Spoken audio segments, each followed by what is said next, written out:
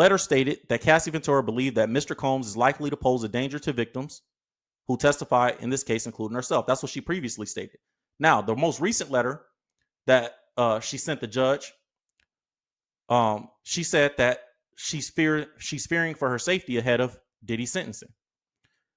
The article says Cassie Ventura is worried for her safety and moved her family out of New York. So she's already, once Diddy was convicted of what he's convicted of, she moved her family from New York ahead of the sentencing.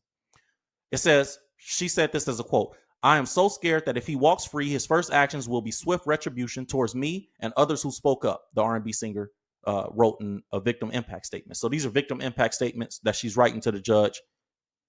You can't tell me that if the judge took it into consideration before, he won't take it into consideration now. Her letter was submitted as part of the government's sentencing recommendation for Combs, who was convicted in July. Prosecutors have recommended the 11-year sentence. Diddy's team seeks 14 months, which would mean time served and immediate release. Ms. Ventura was the government's key witness. We all know this.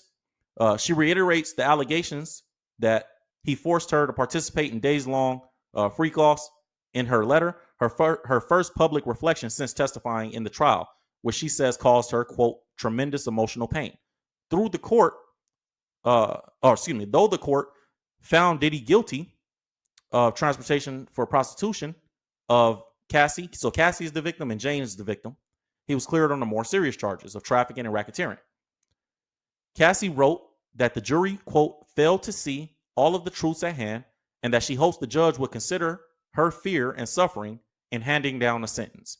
She said, quote, "If there's one thing I've learned from this experience, it is that victims and survivors will never be safe.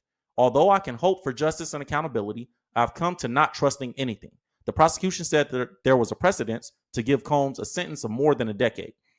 The prosecution said, quote, "His crimes of conviction are serious and have warranted sentences over 10 years in multiple cases for defendants who, like Sean Combs, engaged in violence and put others in fear," they wrote while they requested this. So that was what they wrote to the judge. Diddy's team says Combs is a changed man. We'll see. Said Combs' attorneys admitted from the start of the trial that the defendant domestically abused Ms. Ventura and his other girlfriends, but maintained that he did not coerce them into any sexual acts. They also asserted that Combs changed his ways while being held at the Metropolitan Detention Center in Brooklyn. So they're saying he changed since he's been in jail. I'm sure he has to some degree, but I don't think he's just a fully complete different person. But I'm telling you, incarceration will change anybody temporarily. We don't know. I don't know if it's a permanent change, but I'm sure you're gonna be a different person somewhat, because you're gonna respect things differently when you go to jail. And he's been in there for a little over a year. So yeah, he some things have changed. Has everything changed? I highly doubt it, because I think he got away with it for too long, personally. But who knows? Fellow inmates wrote the court and say that they have had a positive experience with the mogul and that he's been teaching business classes called Free Game with Diddy.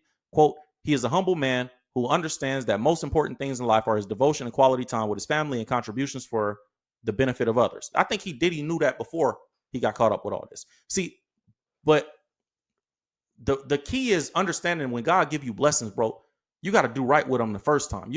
Obedience is better than sacrifice.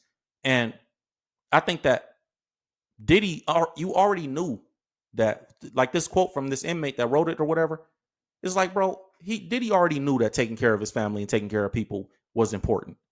That's not what the learning lesson is here. Like, he's not learning how to take care of his family and take care of other people. We know Diddy took care of a lot of people.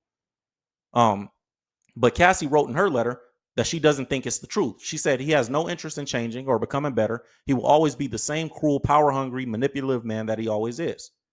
And she's known him, 20, 30 years, 20-something years? So, obviously, she's going to have that perspective. Now, in terms of what the judge may do, I think that the judge don't really like Diddy personally. Like, from everything that I've read about this situation, everything I've read about this case, it seems like the judge is pretty much like, bro, I'm sending Diddy to jail as long as I can possibly send him to jail. If you remember, the judge said this about Diddy when he gave a quote.